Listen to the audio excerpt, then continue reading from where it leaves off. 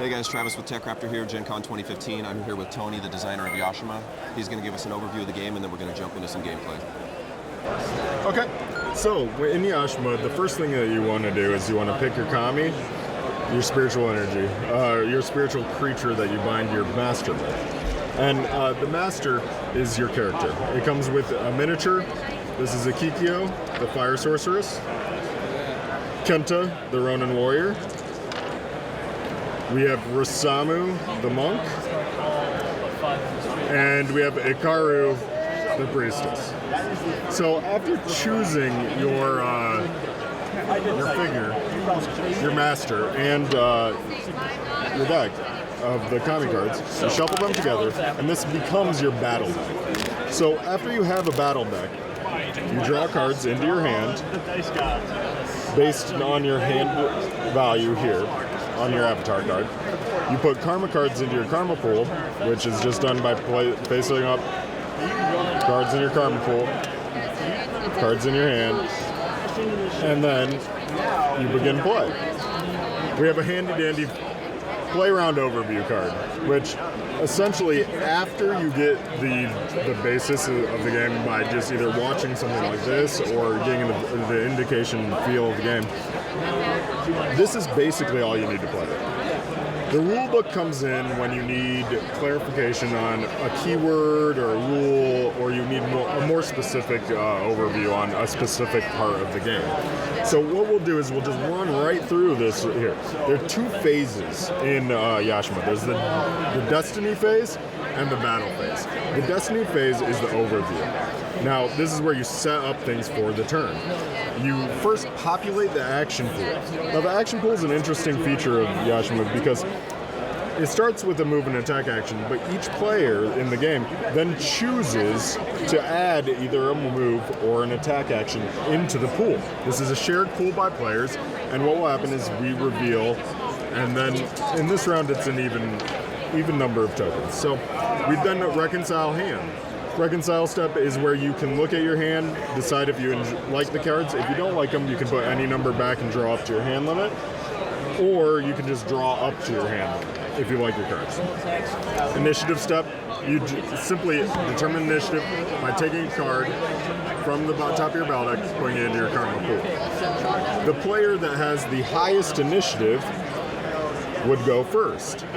So after you determine initiative, Kenta's going first, you go to the battle phase. Now the battle phase alternates between players until a player has, or until all of the tokens have been removed from the pool. So for an example of a turn, what we're going to look at is Kenta's one initiative. Kenta decides the first thing he wants to do is take his combat action. So you can take a tome action and a combat action. You don't have to do it in any order. So I take a combat action, he's going to attack. The first thing he's going to do is determine his facing. He's facing Akikyo, where he wants to go. And then he's going to look at his grids and decide which attack do I want to perform. You're looking at the grids on the thing as well as the attack value. And in this case, I'm going to use Whirling Blow. So Kenta is going to target these targets in front of him. And it's also an attack for 5, but there is an ability called Fury here. Now, Kenta's avatar card has a special thing that says attacks with Fury are +1 attack for each card in my karma pool with karma 6 or higher. So I have 2 cards in my karma pool that are 6 or higher, so this attack is modified to 7 damage attack. Now that's a pretty beefy blow coming out of the warrior, and the sorceress Akikyo might not want to take that much damage, so you have a chance to play a defensive card. In this case, Akikyo has a card called Serpent's Tongue. So it says lose this card and exert.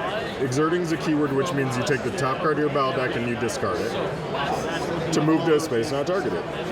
So if she moves closer to to Kenta. She would move out of the attack range, so she is going to play dodge, lose the card, and this is an indicator. The decks are your life. You're playing with your life total. You're playing with. This is the entire system. It's all. Each card is a part of your life total. So when you lose a card, you are actually hurting yourself. But I would rather lose this card and exert to take a damage. So I essentially take 2 to move out of the 7 attack range. So this would miss. Now when I attack, it goes to the bottom of the deck because I'm not losing life for attacking. So generally, you attack, you go back and forth, and then you have a tome action. Now the tome in Yashima is the thing that has been passed down for generations, and is your abilities are unique to your character in your house. So you can look here and say, okay, my tome action can be one of 3 things. I can focus, I purge my energy, and I get stronger, more karma, increase my pool. Or I can turn a page in my tome. Now when you turn a page in your tome, you're literally turning a page as if it were a book. So I'm turning my tome 1 page forward or 1 page backwards with that action. And the third thing I could do is spend karma from my karma pool to pay the cost on a page. And like, so if, for example, I was here, I would spend, I don't have 3, but I could spend 5 and lose the balance. It goes under my deck because I'm gaining. And then I could turn 2 pages forward in my tome to progress me into more damage dealing cards. And then I've performed an attack action and a move action. Or I've performed a tome action as well as a combat action. So my turn would be over. Gameplay would progress. Each player would continue to go back and forth, taking tokens until each person has performed two actions, and then you would go back up to the destiny phase. Now, I mentioned briefly that the deck is everything. You are generating your karma.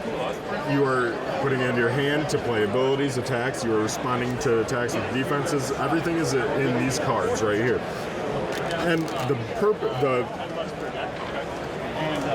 goal of the game is to deplete your opponent's deck completely. After you've depleted their deck in a 2-player game, the game is over. However, in a multiple player game, where you are fighting against multiple masters and you get knocked out, you are not taken out of the game. What happens then is your avatar card is flipped over and you become restored. A restored character comes back after the round is over, so they get knocked down, they're out of the game for 1 round. After that round is over, they come back possessed by their kami. Their kami has taken over, has given them extraordinary powers, and now they have all their life back. The thing is that they are now a battering ram in a endgame situation, but they are no longer the goal. They cannot win the game. In a team game, you would play until both opponents are restored. So your purpose would be to save your ally and make sure that you are in the way of your opponents. In a free-for-all game, you become a kingmaker and you become a force to be reckoned with, or to be run away from, while other people go ahead and try to defeat the other players. But essentially, the game is a combination of alternating turns, where you just continue down the play round overview card, so that you just go through the entire game as such. That's the game in a nutshell. Perfect. And so for people that want to know more about Greenbrier Games and Yashima, where can they find you on social media? We're on Facebook, Facebook/Greenbrier Games. We're on Twitter at Greenbrier Games, and greenbriergames.com. We have a whole press sheet and different pages for each of the games in our portfolio. Excellent.